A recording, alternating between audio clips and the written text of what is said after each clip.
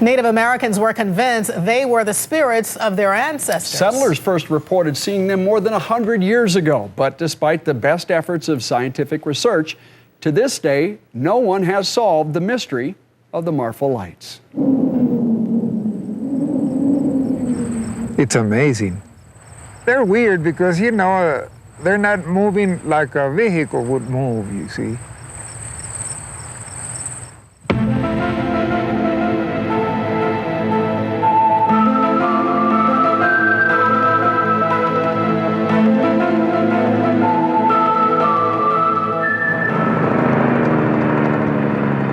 By day, Marfa is an unremarkable place. Just another dusty West Texas town. Surrounded in all directions by miles and miles of open space.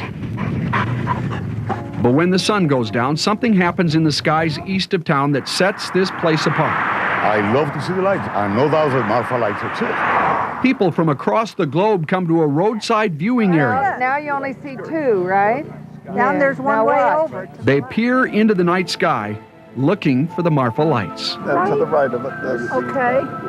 There's one, two. They're out this way, and the one that's over the beacon is moving, whether that's one of the lights or not, but it's moving. That's what fascinated me, because nobody can find out what they are. Armando Vasquez is something of a local expert. It's like a distant, maybe a car with one light, real bright, and they dim, and they go off, and they sometimes divide in two, and they're weird because, you know, they're not moving like a vehicle would move, you see. And they're just mystery. We don't know what causes them to come over. Nobody knows. It's not for lack of trying. In recent years, there have been a number of scientific examinations, including an exhaustive study by a team from Japan. For days, the Japanese, using sophisticated cameras and equipment, studied the skies. They filmed the lights, they formulated theories, but didn't prove much.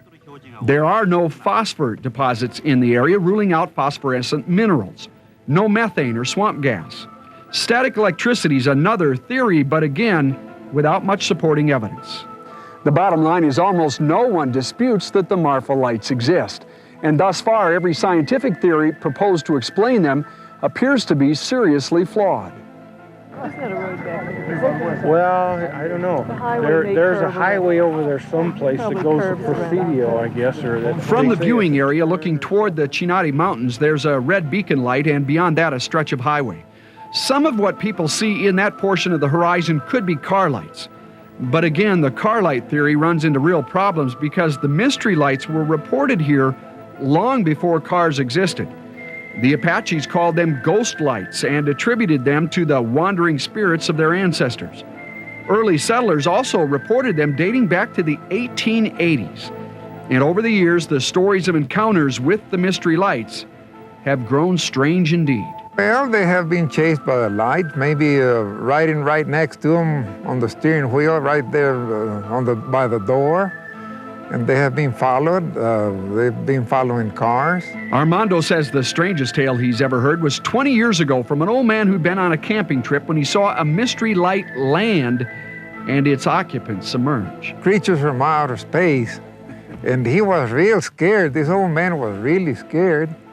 So he went home and talked to me. I said, no, I'm sorry, I can't help you, because I haven't seen that. They come out with some real wild stories where these things have stampeded horses and chased cars down the road.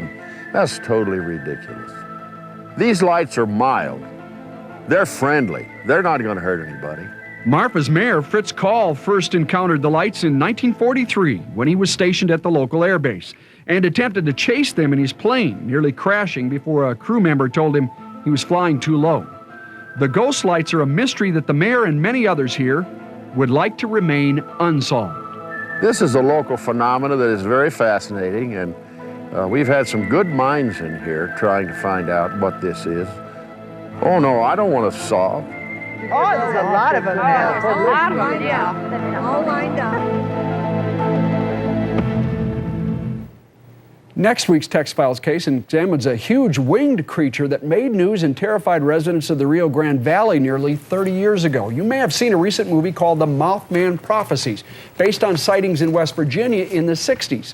A similar series of sightings in Texas 10 years later still baffles everyone who studies them today. That's next Sunday on Fox 4 News at 9.